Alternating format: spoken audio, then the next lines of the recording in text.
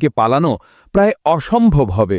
তারা পৃথিবীর মানুষকে মারতে মারতে এমন এক পর্যায়ে পৌঁছাবে যখন তারা অহংকার করে বলবে, আমরা তো পৃথিবীর সব মানুষকে মেরে ফেলেছি, এবার তো পৃথিবীতে আমাদের কোনো শত্রু নেই, চলো এবার আকাশের ফেরেশতাদের মারি। এই বলে তারা আকাশের দিকে তাদের তীর ছুড়বেন।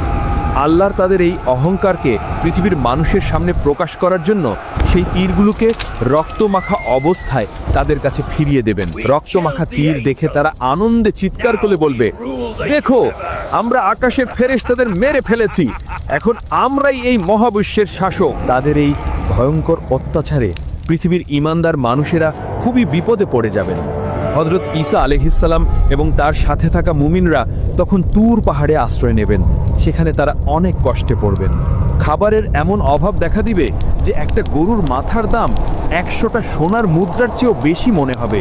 ক্ষুধা আর কষ্টে ঈমানদারদের অবস্থা নাজেহাল হয়ে যাবে। সেই কঠিন আর অসহায় মুহূর্তে যখন বাঁচার আর কোনো উপায় থাকবে না, তখন হযরত ঈসা আলাইহিসসালাম এবং তার সঙ্গীরা আল্লাহর কাছে 2 হাত তুলে দোয়া করবেন। আল্লাহর তাদের দোয়া কবুল করবেন। তিনি ইয়াজুজ ও মাজুজের উপর এমন এক গজব পাঠাবেন যা কোনো মানুষ কল্পনা করতে পারবে না। আল্লাহর তাদের ঘাড়ে নাগাফ নামের এক বিশেষ ধরনের পোকা পাঠিয়ে দেবেন।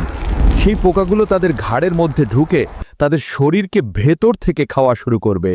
কোটি কোটি ইয়াজুজ ও মাজুজ যারা একটু আগেও নিজেদেরকে পৃথিবীর শাসক বলে দাবি করছিল, তারা এই ছোট্ট পোকার আক্রমণে এক মুহূর্তের মধ্যে পোকা মাকড়ের মতো ছটফট করতে করতে মারা যাবে।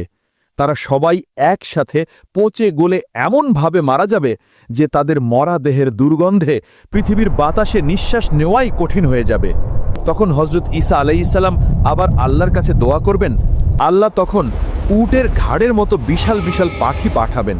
সেই পাখিরা ইয়াজুজ ও মাজুজের কোটি কোটি লাশ তুলে নিয়ে আল্লাহ যেখানে চাইবেন সেখানে ফেলে দিয়ে আসবেন।